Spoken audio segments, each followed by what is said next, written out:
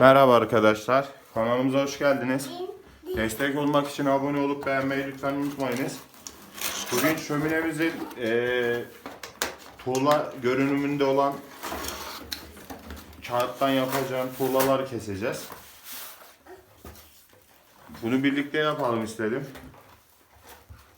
Şöyle, bunlar ayakkabı kutusu. Siz isterseniz normal başka kutulardan da yapabilirsiniz. Önce şuralarını bir keseyim.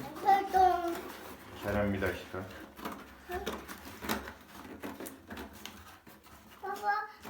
Düz kesmeye özen gösterin arkadaşlar. Güzel görüntüye sahip olsun.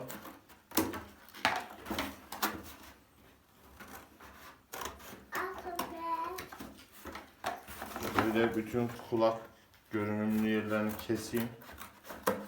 Ondan sonra parça parça hallerinde, yani bunlar birkaç tane ayakkabı kutusu lazım. Sadece ben video uzun olmasın diye bir tanesini yaparken keseyim.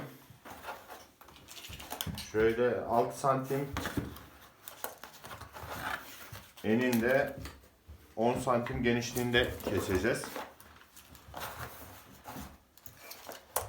Bunları